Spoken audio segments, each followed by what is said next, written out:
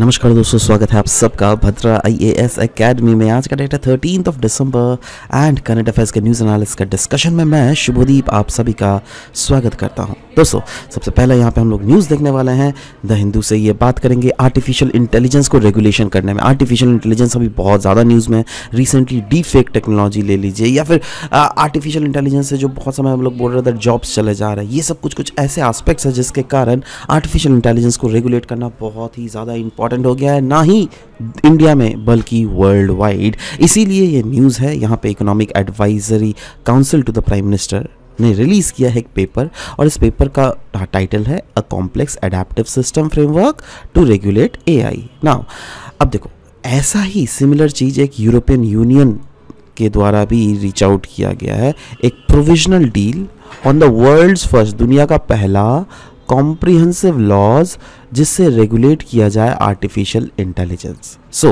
Basically ये paper में जो है वो प्रपोज किया गया है दैट कुछ AI artificial intelligence related regulations है जो कि काफ़ी ज़्यादा नया है, राइट। सो वही बोला गया है दैट ये पेपर में कुछ novel that is new and genuine artificial intelligence के रिलेटेड रेगुलेशन फ्रेमवर्क लाया गया है, जिससे जो अडेप्टिव सिस्टम है, इकोसिस्टम है, उसको ज़्यादा से ज़्यादा इन्हांस किया जा सके। जैसे सबसे पहला जो रेगुलेटरी सिस्टम है वो बोला जा रहा है दैट रेगुलेटर जो होना चाहिए ना आर्टिफिशियल इंटेलिजेंस का, कोई भी सिस्टम है, वो स्पेशलिस्ट होना चाहिए। जी हाँ, दे should be expert regulating body जिनका मैंडेट बहुत ज़्यादा ब्रॉड होना चाहिए, और जिससे अगर बाई चांस कोई माल फंक्शंस आ भी जाए, बाई चांस कोई अगर कंप्लेंट्स आ भी जाए, उसका स्विफ्टली रेजोल्यूशन होना चाहिए। तो इसीलिए बोला गया है दैट जो भी स्पेशलिस्ट इसके होने चाहिए जो कि रेगुलेट कर रहे हैं, they should be expert, right. दूसरा इज ट्रांसपेरेंसी।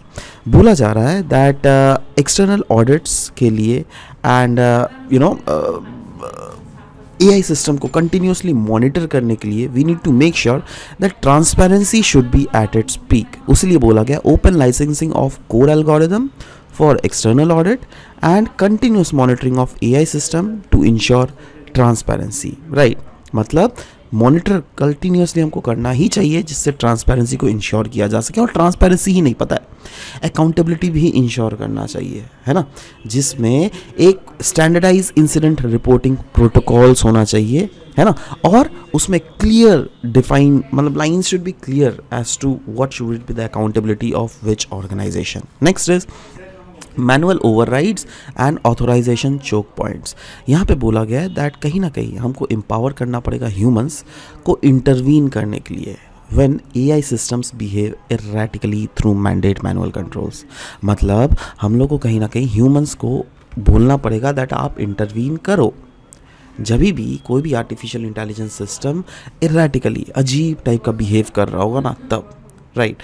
क्योंकि अल्टीमेटली देखो, आर्टिफिशियल इंटेलिजेंस क्या है, वो एक मशीन है ना, एक machine learning. Of course machines के पास तो इमोशंस नहीं होती, है ना, जो कि इंसान के पास होती है। बहुत सारे ऐसे डिसीजंस होते हैं जो क्या ऑफ कोर्स इमोशंस में भी लिए जाते हैं, है ना। तो ऑफ कोर्स हम लोग इसको क्यों रेगुलेट कर रहे हैं कि जिससे गवर्नेंस को इफेक्टिव किया जा सके। और गवर्नेंस सब समय डेटाबेस तो हम लोग काम नहीं करते हैं ना, इमोशंस के ऊपर भी काम करते हैं ना, है ना। तो वही बोला जा रहा है। और साथ ही साथ हमें लिमिट करना पड़ेगा, हमें पार्टीशन करना पड़ेगा, हमें क्लियर बाउंड्री कंडीशन सेटअप करने पड़ेंगे दैट कौन सा बिहेवियर आर्टिफिशियल इंटेलिजेंस का एक्सेप्टेबल है और कौन सा बिहेवियर आर्टिफिशियल इंटेलिजेंस का अनएक्सेप्टेबल है। इसीलिए बोला जा रहा है दैट ये partition should be clarified, right. Now European union का जो फ्रेमवर्क है ना AI रेगुलेशन के ऊपर, उसमें कुछ की कंपोनेंट्स है, चलिए उसको देखते हैं। सबसे पहला जो की कंपोनेंट्स है वो है रिगार्डिंग सेफगार्ड इन लेजिस्लेशन। नाउ यहाँ पे बोला जा रहा है कंज्यूमर्स को हम लोग को एम्पावर करना पड़ेगा, राइट। क्योंकि देखो इंडिविजुअल्स का क्या होता है ना, एबिलिटी होता है to launch complaints against perceived AI violations, right. So again तो कहीं ना कहीं क्योंकि देखो एआई को यूज़ कौन करेगा, मैं और आप, राइट। तो हमारी अगर इतनी एबिलिटी ना हो दैट एआई के वायलेशंस अगर कुछ हो जाए, फॉर एग्जांपल कोई प्राइवेसी वायलेशन हो जाए या फिर मेरा कोई डेटा ब्रीच हो जाए, तो मैं कंप्लेन करने का मैकेनिज्म मेरे पास होना चाहिए ना। तो वही बोला जा रहा है दैट यू फ्रेमवर्क में ये है। और देखो यही सब तो चीज़ बोला जा रहा है ना, जैसे बड़े बड़े देश कर रहे हैं वैसे ही हम लोग को भी करना चाहिए, ऐसे चीज़ है, राइट। नेक्स्ट इज बोला गया clear boundary are set on AI usages by law enforcement agencies. Of course कानून बनना चाहिए दैट एआई यूजेजेस का कितना लिमिट तक हम लोग यूज़ कर सकते हैं, कौन सा ऐसा लिमिट है जिसको यूज़ करना अलाउ नहीं है। तो वही बोला जा रहा है एक boundary should be clearly defined, right? Next is strong restrictions होना चाहिए on facial recognition technology and AI manipulation of human behavior, right? मतलब restrictions कहीं ना कहीं बहुत ज़्यादा strong होना चाहिए, right? As to facial technology का recognition के related, right? AI manipulation of human behaviors, ये सब चीज़ें हम लोग को देखना चाहिए। penalties कहीं ना कहीं tough होना चाहिए for the companies जो क्या इस टाइप के rules को तोड़ते हुए देख रहे हैं। Next is categorization of AI application. जी हाँ, 4 रिस्क कैटेगरी में इसको डिवाइड किया गया है। जैसे बहुत सारे एआई एप्लीकेशंस होता है, एक को बोला गया एक कैटेगरी होता है बैंड एप्लीकेशन, जिसमें mass scale facial recognition and behaviour control AI applications are coming under the banned applications, right. Next is high risk application, जिसमें ये वैसे एप्लीकेशंस है जो कि अलाउ करती है with the certification and provision of back and technique transparency.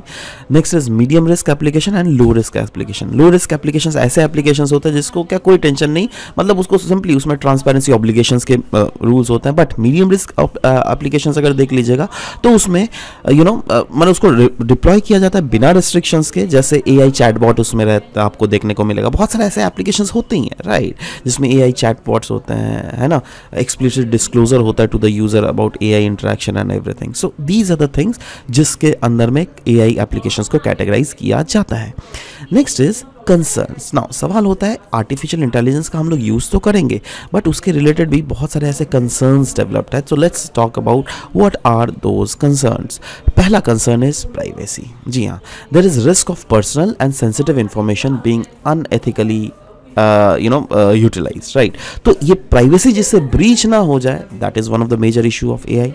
Responsibility, अब देखो एआई मॉडल जनरेटिंग जो है ना, जो कि ऐसे मॉडल्स होते हैं जो कि नए कंटेंट्स को जनरेट कर रहे हैं, it may lead to challenges in identifying responsibility. मतलब अब मैंने वही बोला ना, ये तो एआई तो डेटा के हिसाब से काम करता है ना, इनके पास कोई इमोशंस नहीं होता, राइट। तो क्या एथिकल डायलेमास जो इससे रिलेटेड होंगे, जैसे अगर रिस्पॉन्सिबिलिटी अगर है, से फॉर एग्जांपल एक गरीब को, मैं गरीब बोल रहा हूँ एग्जांपल, दैट एक गरीब को फेयर प्राइस शॉप से 1 रुपया का चावल देना, राइट। अब गरीब के पास शायद वो फॉर द टाइम बिंग नहीं है आधार कार्ड, राइट, तो एआई क्या नहीं देगा? समझ लो बात मैं क्या बोलना चाहता हूँ। यहाँ पे रिस्पॉन्सिबिलिटी का एक बहुत बड़ा फैक्टर आ जाता है। Automation and job displacement. Now artificial intelligence का तो पोटेंशियल है ही टू ऑटोमेट प्रोसेसेस, बट इससे कहीं ना कहीं कंसर्न्स जनरेट होते हैं अबाउट द जॉब डिस्प्लेसमेंट, है ना, about those who are skilled but उसको स्टिल दे आर डिस्प्लेसिंग, क्योंकि ये जो है they are super skilled. Artificial intelligence are not only skilled, they are super skilled, right. Next, biases and discriminations. Yes, AI training जो दिया जाता है on bias data, कहा जा रहा है it may result in decision जो क्या कुछ ग्रुप के लिए डिसएडवांटेजेस हो सकते हैं। There is lack of transparency of an observe, right, क्योंकि कंसर्न्स क्या है पता है, about the accountability of artificial intelligence का एक्शंस, है ना। दैट अब देखो आर्टिफिशियल इंटेलिजेंस चलाएगा कौन, उसमें जो कंटेंट डालेगा कौन, वो खुद ब खुद तो कंटेंट नहीं डालेगा ना, कोई ना कोई तो डालेगा, राइट। तो वही बोला जा रहा है दैट इसका जो रिस्पॉन्सिबल कौन होगा अगर आर्टिफिशियल इंटेलिजेंस से कोई माल फंक्शन हो गया। फॉर एग्जांपल सोचो मेरा कंपनी है, मैं आर्टिफिशियल इंटेलिजेंस चला रहा हूँ, राइट, तो क्या मेरा कंपनी क्रिएटर मैं रिस्पॉन्सिबल हो, है ना, या फिर जिस ऑर्गेनाइजेशन से उसको डिप्लॉय करवा रहा हूँ ग्राउंड लेवल में वो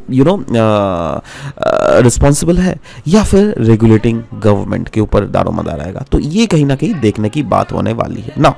सवाल होता है दैट यस ये सब तो यू का पॉलिसी है, बट इंडिया का स्टांस क्या है आर्टिफिशियल इंटेलिजेंस के रेगुलेशन के हिसाब से। तो देखो क्लियरली बोला गया है दैट इंडिया का जो एम है ना वो है to develop sovereign artificial intelligence और एआई कंप्यूटिंग इंफ्रास्ट्रक्चर, जिसमें हम लोग फोकस करेंगे रियल लाइफ एप्लीकेशंस के ऊपर, जैसे health care, agriculture, governance, language translation. अब देखो ये सब में अगर फोकस किया जाए ना तो इनसे इनडायरेक्टली हम लोग इकोनॉमिक डेवलपमेंट जो है अपने रीजन में उनको कैटलाइज आराम से कर पा रहे हैं, राइट। करेंटली अगर देख लीजिएगा, India is transitioning from no regulation stance on AI to active formulating regulation. मतलब अभी जो है ये ट्रांजिशन, जैसे ईयू ने ऑलरेडी ये रेगुलेशंस बना लिए हैं, कानून बना लिए ना, वैसे ही if you will see you know in case of this, है ना, यहाँ पर चीज़ें रेगुलेट हो रही है, धीरे धीरे हम लोग ट्रांजिशन कर रहे हैं। इंडिया का एआई पेनिट्रेशन अगर देख लीजिएगा वो हाईएस्ट है among the G20 and OECD countries. कुछ इनिशिएटिव्स जैसे देख लीजिएगा तो वो है नीति आयोग का नेशनल स्ट्रैटेजी फॉर एआई, जो क्या 2018 में अडॉप्ट किया गया था। इसका पता है फोकस क्या था? इसका फोकस था ऑन कैसे एआई को इंक्लूसिव और रिस्पॉन्सिबल बनाया जा सके। नेक्स्ट इज नीति आयोग का प्रिंसिपल ऑन रिस्पॉन्सिबिलिटी एआई, जो क्या आउटलाइन करता है 7 की प्रिंसिपल्स एआई यूजेजेस को लेकर। इनफैक्ट नीति ने भी लॉन्च किया है इंडिया एआई, कब? 2023 में, जिसमें हर एक एआई रिलेटेड रिसर्च को कैरी फॉरवर्ड किया जाएगा। Telecom regulatory authority of India ने भी प्रपोज किया है domestic statutory authority for AI, और ये कब? ज़्यादा देर नहीं हुआ है, जुलाई 2023 में ही किया गया था, क्योंकि रिस्क बेस्ड फ्रेमवर्क को कैसे एम्फेसाइज किया जा सके, यस, उसको फोकस किया गया था। Ethical guidelines for AI in health care निकाला गया था भाई, आईसीएमआर, राइट। यही नहीं, SEBI security and exchange board of India ने सर्कुलर गाइडलाइंस निकाले थे दैट कैपिटल मार्केट को AI, that is artificial intelligence, किस हद तक रेगुलेट कर सकती है। नेशनल एजुकेशन पॉलिसी 2020 रिकमेंड करता है integrating AI awareness into school courses as well. So these are the few of the initiatives जो कि हम लोग यहाँ पर देख पा रहे हैं। बट ये तो इंडिया का इनिशिएटिव था, क्या डिफरेंट अदर कंट्रीज भी कुछ इनिशिएटिव ले रही हैं? यस, जैसे G7 ले लीजिए, जिसको हम लोग ग्रुप ऑफ 7 कंट्रीज भी बोलते हैं, राइट। ये लोग जो है risk based regulation for artificial intelligence tools का इस्तेमाल कर रहे हैं, जो क्या बोला जा रहा है that it could be the first step towards creating a template जिससे रेगुलेट किया जा सके आर्टिफिशियल इंटेलिजेंस को in various open model, that is जैसे चैट जीपीटी हो गया, गूगल का बार्ड हो गया, ये सब, राइट। इटली जो है फर्स्ट मेजर वेस्टर्न कंट्री हो गया था जिसने बैन किया था ओपन एआई चैट जीपीटी को, क्यों? प्राइवेसी कंसर्न के रिलेटेड। वैसे ही यूनाइटेड किंगडम्स अडॉप्ट करता है a light touch approach to encourage innovation in AI industry. वैसे ही है जापान, जो क्या टेक करता है an accountability approach to artificial intelligence developer. वैसे ही हमारा चाइना, जो क्या ड्राफ्ट करता है एक 20 पॉइंट प्लान जिससे रेगुलेट किया जा सके जनरेटिव एआई सर्विसेज को। और यूनाइटेड स्टेट्स, जो क्या प्रपोज करता है नॉन बाइंडिंग रोड मैप, है ना, and that is what AI bill for rights blueprint, जो क्या 5 कोर प्रिंसिपल्स को डिप्लॉय करता है, जो क्या जिससे क्या इनकरेज हो सके आर्टिफिशियल इंटेलिजेंस का रिस्पॉन्सिबल यूजेजेस। ठीक है, अब देखो पास्ट में एक क्वेश्चन भी आया था, अगर आप देख लीजिएगा, मैं चाहता हूँ ये क्वेश्चन अगर आप खुद से सॉल्व करें तो ज़्यादा बेहतर होगा, क्योंकि मैं आशा करता हूँ दैट अभी तक आप लोगों ने ऑलरेडी आर्टिफिशियल इंटेलिजेंस के लिए रिलेटेड इतने ज़्यादा आपको पर एक आर्टिकल्स हमने डिस्कस किया है दैट ये सब जो आराम से पाओगे ही। सो क्वेश्चन था यूपीएससी 2020 का that with the present day of development, artificial intelligence can effectively do which of the following? Bring down electricity consumption in industrial units, create meaningful short stories and songs, disease diagnosis, text to speech conversion, wireless transmission of electrical energy। तो आपको बताना है इनमें से कौन सा सही है, ऑप्शन ए, बी, सी या डी। नीचे कमेंट सेक्शन में आपके आंसर का वेट करूंगा और मैं चाहता हूँ आप सबको ये आंसर दे इसका। नेक्स्ट द हिंदू का ये न्यूज़ है, Odisha's transformation in food security. देखो आप देखो उड़ीसा के गवर्नमेंट ने ग्लोबल क्लाइमेट क्राइसिस को देखते हुए ऐसे बहुत सारे स्टेप्स लिए हैं, ऐसे बहुत सारे पोटेंशियल मॉडल बोला जा रहा है, ऑफर किया जा रहा है, जिससे other reasons which are facing the challenges, है ना, they face respectively less challenge. मतलब in the sense that Orissa में जो रेजिलियंसी है वो बढ़ाया जा रहा है क्लाइमेट चेंज के खिलाफ, है ना। तो सबसे पहला agriculture transformation. Yes, agriculture transformation के related of course food security को इंश्योर अगर करना है तो आपको एग्रीकल्चर के रिलेटेड ही ट्रांसफॉर्मेशन लाना पड़ेगा। इनफैक्ट पास्ट 20 साल में, पास्ट 2 डिकेड्स में देखा गया है दैट उड़ीसा ने शिफ्ट किया है from importing rice to becoming a significant producer. अच्छा दोस्तों, इसको आगे बढ़ने से पहले मैं ये ज़रूर बता देना चाहता हूँ दैट ये आर्टिकल कैसे इंपॉर्टेंट है। देखो, ये उड़ीसा में बोला गया ना, तो हमारा आसाम का भी तो ग्रास रूट लेवल प्रॉब्लम क्या है, फार्मिंग का ही ना। तो ग्रास रूट लेवल प्रॉब्लम में जो दूसरा स्टेट कर रहा है उस टाइप के मॉडल हम लोग भी अपना सकते हैं। तो उनके जो पॉइंट्स वैलिड है वो पॉइंट्स हमारे लिए भी वैलिड हो सकते हैं, if you know what I mean. ठीक है, इसीलिए इन आर्टिकल्स को डिस्कस किया जाता है। आप ऐसा मत समझो दैट उड़ीसा का ये आर्टिकल है तो भाई उड़ीसा पीसीएस वाले ही पढ़ेंगे। समझ रहे हो, हमारे लिए भी ये कैसे इनपुट हो सकता है वो ऑफ कोर्स इन पॉइंट्स को हम आराम से यूज़ कर सकते हैं, राइट। सो एग्रीकल्चरल ट्रांसफॉर्मेशन बोला जा रहा है over the past 2 decades Orissa ने शिफ्ट किया है from importing rice to becoming a significant producer. In fact मतलब पहले वो इंपोर्ट करता था, अभी वो इतना ज़्यादा प्रोड्यूस करता है, इतना ज़्यादा प्रोड्यूस करता है दैट बोला गया है दैट फूड 2022 में जो इनका प्रोडक्शन है, highest food grain production Orissa में ही था। इनफैक्ट प्रोडक्टिविटी पता है ट्रिपल हो चुका है। और ये ट्रिपल कैसे हुआ है, ये बहुत सारे स्कीम्स उड़ीसा गवर्नमेंट के द्वारा उड़ीसा के फार्मर्स को प्रोवाइड किया जाता है। जैसे कालिया एक बहुत बड़ा फेमस स्कीम है, इसका फुल फॉर्म है Krushak assistant for livelihood and income augmentation, KALIA, right.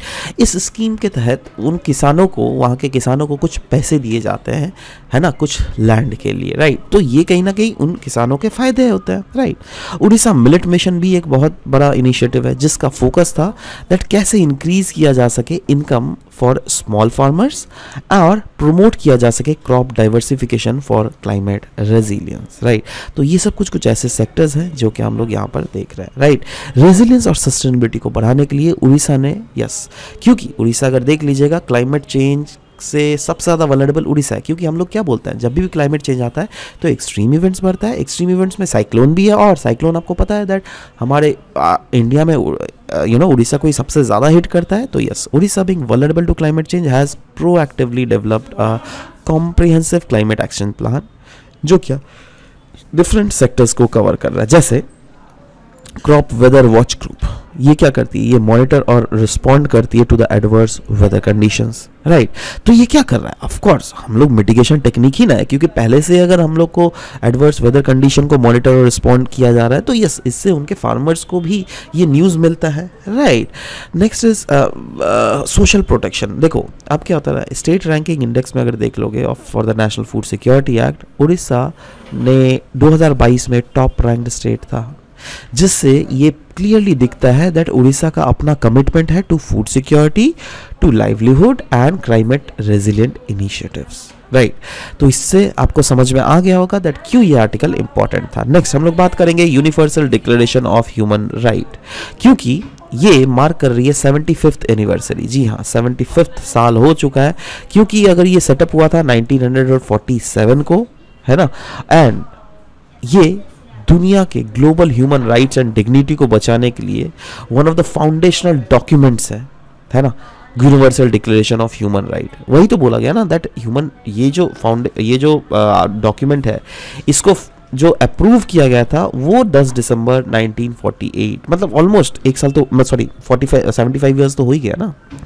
इसीलिए तो बोला। अब सवाल होता है दैट यस, ये फाउंडेशनल डॉक्यूमेंट जो है of global human right and dignity, इसका पर्पस क्या है? इसका पर्पस है दैट ये स्टैब्लिश कर सके एक ग्लोबल फ्रेमवर्क जो क्या गारंटी करती है the rights and freedom of individuals world wide.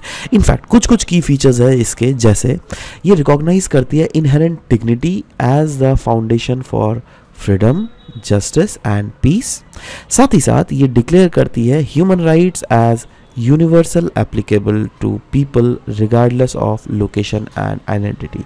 वो इंसान कहीं का भी हो, अफ्रीका का हो या फिर रशिया का हो या फिर यूक्रेन या फिर ताइवान का ही क्यों ना हो, कोई भी रीजन का हो, ये यूनिवर्सल राइट्स है जो क्या एप्लीकेबल होते हैं to each and every people, whether it be Rohingya और whether it be any religious faction or caste faction or anything like that, right? हर लोगों पर एप्लीकेबल होता है। क्यों? क्योंकि ये लोगों को ह्यूमन राइट्स देता है। जैसे आप एक मच्छर को ट्रीट करते हो, क्या आप वैसा एक ह्यूमन को ट्रीट कर सकते हो? नहीं, राइट। क्योंकि अब इनफैक्ट मच्छरों की, एक जानवर, कोई भी जानवर ले लो, है ना, of course humans are always kept at top, right. So इसीलिए यहाँ पे बोला गया कुछ कुछ कंपोनेंट्स है इसके, जैसे इसके प्रीएम्बल में 30 आर्टिकल्स है जो कि आउटलाइन कर रही है फंडामेंटल राइट और फ्रीडम को, जिसमें कवर करती है ना ही सिर्फ सिविल राइट बल्कि पॉलिटिकल राइट भी होता है, economic right, social right and cultural right भी होता है, राइट। इसकी ड्राफ्टिंग कमेटी की अगर बात करें, यस, इस ड्राफ्टिंग कमेटी को चेयर किया गया था by Eleanor Roosevelt, right. But साथ ही साथ डिफरेंट 8 अदर कंट्रीज के मेंबर्स भी थे, जो क्या दिखलाता है दैट इसको जब ड्राफ्ट किया गया था तो दुनिया भर की डाइवर्सिटी को तो इसमें इंटेल किया गया था, ठीक है। नेक्स्ट इज हम लोग बात करेंगे पार्टिसिपेटिंग कंट्रीज, मतलब कौन कौन से ऐसे कंट्रीज हैं जिन्होंने पार्टिसिपेट किया था। बोला जा रहा ओवर 50 यूनाइटेड नेशंस के मेंबर कंट्रीज जो है उन्होंने कंट्रीब्यूट किया था इस ड्राफ्टिंग में, इंडिया भी उसमें थी। और अचीवमेंट्स क्या है, yes, over the 70 global and regional human rights treaty sign के जो फाउंडेशनल है ना, मतलब उसके जो फाउंडेशंस है, बहुत सारे ऐसे ग्लोबली लेवल में, बहुत सारे ऐसे रीजनल लेवल में ह्यूमन राइट ट्रीटीज़ को साइन किया गया है, राइट। तो वो ह्यूमन राइट ट्रीटीज़ को बनाए कैसे गए हैं? उन ट्रीटीज़ को बनाया गया है by looking on to this universal declaration of human rights का फाउंडेशनल डॉक्यूमेंट्स को, राइट। तो क्या मैं बोल सकता हूँ दैट ये डॉक्यूमेंट है, ये एक इंस्पिरेशन है डिफरेंट अदर ट्रीटीज़ के लिए? Yes, absolutely. यही नहीं, इस डॉक्यूमेंट के कारण जो भी चीज़ें लिखी हुई है, ऑफ कोर्स वो एक नॉर्मल यूटोपियन सोसाइटी को दिखलाता है, राइट। सो ये कहीं ना कहीं इन्फ्लुएंस करता है वेरियस मूवमेंट्स को भी दुनिया भर में, जैसे decolonization movement, anti apartheid movement, right. Now इसके चैलेंजेस क्या क्या है? It is the not legally binding, जी हाँ, ये लीगली बाइंडिंग नहीं है, जिससे इसका मिसयूज़ और अब्यूज़ भी हुआ है। बहुत सारे चैलेंजेस फेस किए जाते हैं इन कॉन्फ्लिक्ट्स, जैसे इसराइल हमास के कॉन्फ्लिक्ट्स ले लो, रशिया और यूक्रेन का कॉन्फ्लिक्ट ले लो, एंड बहुत सारे इंटरनल कॉन्फ्लिक्ट्स भी होते हैं म्यांमार एंड सूडान में, राइट। सो यस, वही बोला गया है दैट एज सच ये कानून तो है, मतलब कानून तो नहीं बोलूँगा, मतलब एक डॉक्यूमेंट तो है, बट क्या ये डॉक्यूमेंट लीगली बाइंडिंग है? नहीं। इसीलिए इसका मिसयूज़ और अब्यूज़ भी होता है। और अभी रिसेंटली जो कॉन्फ्लिक्ट चल रहा है, रशिया यूक्रेन इसराइल हमास वाला कॉन्फ्लिक्ट है ना, अभी मैंने बोला सूडान वाला जो कॉन्फ्लिक्ट है, म्यांमार का रोहिंग्या मुस्लिम, है ना, तो ये सब कॉन्फ्लिक्ट में इसका यूटिलाइजेशन, इसको इम्प्लीमेंट करना एक बहुत बड़ा चैलेंजेस टास्क हमें देखने को मिल रहा है, राइट। इसी के साथ मैं आज का ये सेशन समाप्त करता हूँ। मिलते हैं नेक्स्ट सेशन में। Till then bye bye, take care.